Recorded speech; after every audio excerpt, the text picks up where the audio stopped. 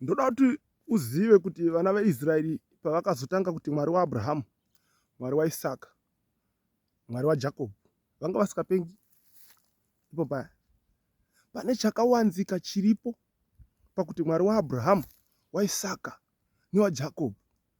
Rega nditaure chimwe chazvo ndechekuti uri kuappreciate kuti zveshuwa vanhu ava vanhu vaMwari ava ende vakafamba naMwari. Nekumwe kutaura uri kuti ndinodawo kunamata Mwari wavakanamata, nokuti ukaita zvekutamba unorasika ukanamata Mwari asiriye. Mai ndiyo Satani anotodawo kunamatwa ende anotozvirifeyawo achiti ndiri Mwari. Nekumwe kutaura kune hobho machechi. Machechi akatovambwa naSatani achishandisa vanhu. Unotoona wega ukatotarisa, unotoona kuti iyo chechi iyo. Nei, unoona dzidziso dzacho. Unoona doctrine iri kutedzwa, iri kudzidziswa pachechi ipapo yakapesana nekure nesoko raMwari. Obva waziya nekuti Satani nesoko raMwari zvakavenganaka. That's why uchizoona vamwe vakuti hatitodi kuriona soko raMwari racho. Zvakamakana to the last.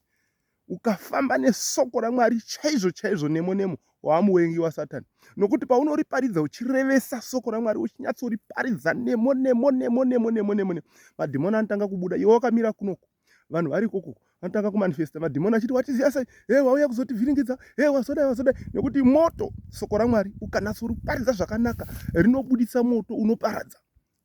Moto unodestroya kingdom yaSatani.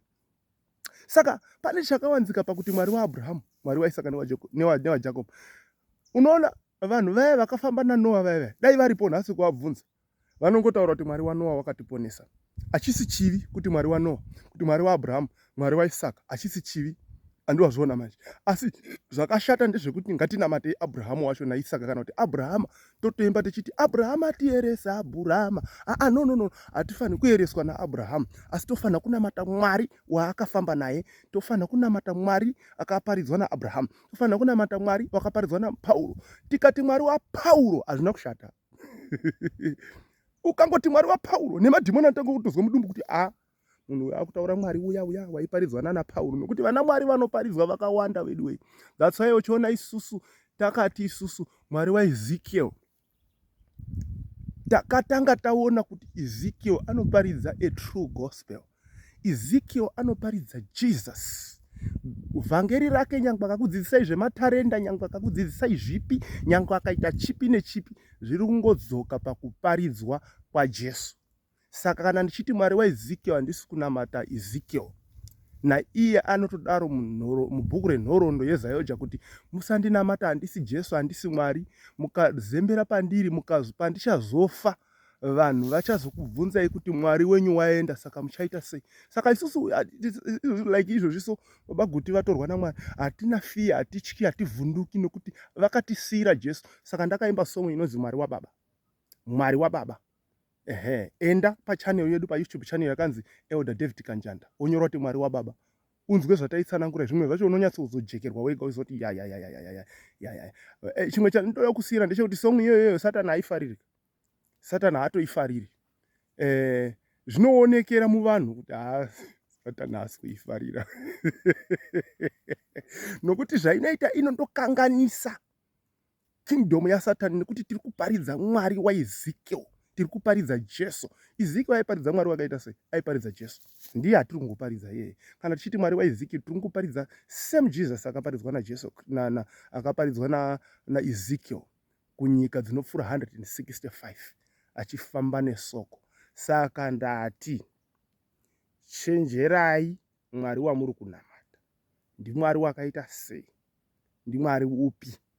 Hazvina kushata kunamata usikati Mwari wanhingi uchiti muzita raJesu, hazvina.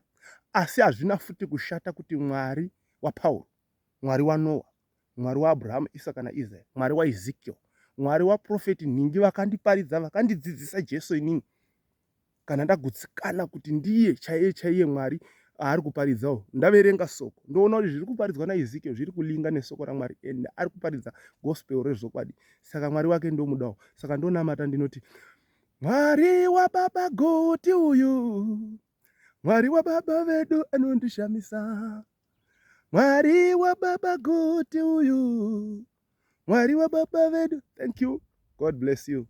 Chengetwai naMwari, komborerwai, itirwai zvakanaka, pfurirai mberi kune vasati vasubscribe channel yedu yakanzi Elder David Kanjanda. Tokumbirawo kuti mumhanye izvozvi munobaya kabhatani kakanzi subscribe, mobaya futi paya pakanzi pane kabhero karipo kanozokupai manotifications kana paine zvimwe zvatinenge taunza, kuitira kuti musazorasikirwa nazvo. Mufarirewo Facebook page redu rakanzi Elder David Kanjanda Songs. Zvakare tiripozve paTikTok, tiripo topota tichitaura ipapapo tichitatuma jokes twedu tichifara tichienda, unongotsvagazve kuti Elder David Kanjanda. Thank you. God bless you.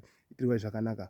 Muswere munyasha, murare munyasha, mufambe munyasha, mugare munyasha, murambe muri munyasha, garai nenyasha, makunguntengu enyasha.